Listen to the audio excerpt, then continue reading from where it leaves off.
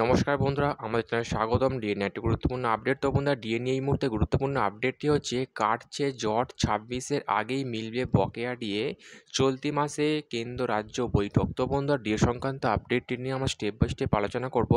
তো অবশ্যই আপনারা ভিডিওটি স্কিপ না করে অবশ্যই পুরোটা দেখবেন। তো তার আগে বলে রাখি, যে সকল বন্ধুরা আমাদের চ্যানেলে নতুন, আমাদের চ্যানেলটি পাশে সাবস্ক্রাইব বাটন, সাবস্ক্রাইব করার পর পাশে যে বেল আইকন, সেটিও প্রেস করবেন। লেটেস্ট ভিডিও আপডেটগুলি সবার আগে পেয়ে যাবেন। দেখে নেব আজকে ডিএ সংক্রান্ত গুরুত্বপূর্ণ আপডেটটি। তো বন্ধুরা, আমরা বহুদিন ধরে দেখে আসছি পশ্চিমবঙ্গ সরকারি কর্মীদের কেন্দ্রীয় হারে ডিএর যে জট, সেই জট কোনো মতেই কাটছে না।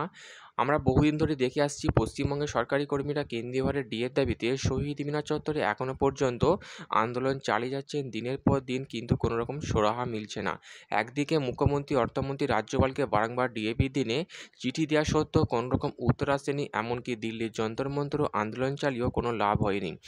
যেখানে আমরা দেখেছিলাম কলকাতা হাইকোর্টের তরফ থেকে রাজ্যকে বলা হয়েছিল সমস্ত সরকারি কর্মীদের বকেয়া ডিএ মিটিয়ে দেওয়ার জন্য, কিন্তু সেই রায়কে অগ্রাহ্য করে সুপ্রিম কোর্টের দ্বারস্থ হয়ে রাজ্য, এবং যেখানে ডিএ মামলা দাখিল করে, যে মামলা এখনও পর্যন্ত সুপ্রিম কোর্টে বিচারাধীন, এবং সেই মামলার নিষ্পত্তি না হওয়ায় একদিকে ক্ষোভে ফুঁসছেন পশ্চিমবঙ্গের সরকারি কর্মীরা, এবং তারা বলছেন যে পশ্চিমবঙ্গ ছাড়া বাকি রাজ্যগুলো যেখানে কেন্দ্রীয় সরকারকে অনুসরণ করে ডিএ পাচ্ছে, সেখানে পশ্চিমবঙ্গে একমাত্র এই মুহূর্তে ষষ্ঠ বেতন কমিশনের আওতায় 14% হারে মহার্ঘ ভাতা পাচ্ছেন। এই বঞ্চনা কোনোভাবেই মেনে নিতে পারছেন না পশ্চিমবঙ্গের সরকারি কর্মীরা, এবং তারা যুক্তি দেখাচ্ছেন কেন্দ্রীয় সরকারি কর্মীরা 53% হারে মহার্ঘ ভাতা পাচ্ছেন, আর পশ্চিমবঙ্গের কর্মীরা 14% হারে।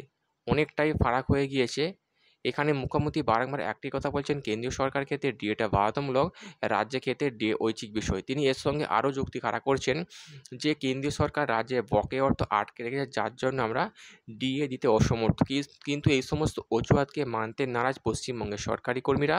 তাদের একমাত্র দাবি কেন্দ্রীয় হারে ডিএ বৃদ্ধি। এই মুহূর্তে নবান্ন সূত্র মারফত, নিউজ পত্রিকার সূত্র মারফত যে আপডেটটি উঠে আসছে, সরকারি কর্মীদের ক্ষোভ কমানোর জন্য নতুন করে আবারও ডিএ বৃদ্ধি করতে চাইছে মুখ্যমন্ত্রী, অর্থমন্ত্রী, এবং যার নিয়ে ইতিমধ্যে বৈঠক সেরেছে মুখ্যমন্ত্রী, অর্থমন্ত্রী নবান্নে অন্দরমহলে, এবং কেন্দ্রীয় সরকারের কাছে যে পাওনা টাকা আদায়ের জন্য কেন্দ্র রাজ্য বৈঠক চলছে। তো বন্ধুরা, খুবই খুশির খবর। অবশ্যই যদি টাকাটি পাওয়া যায়, অবশ্যই ডিএ মিটিয়ে দেবেন, এমনটাই মুখ্যমন্ত্রী বারংবার সংবাদ পত্রিকায় উঠে এসছে খবরের মাধ্যমে। তো বন্ধুরা, এই ছিল ডিএ সংক্রান্ত গুরুত্বপূর্ণ আপডেট। কেমন লাগলো কমেন্ট করে লাইক করতে ভুলবেন না।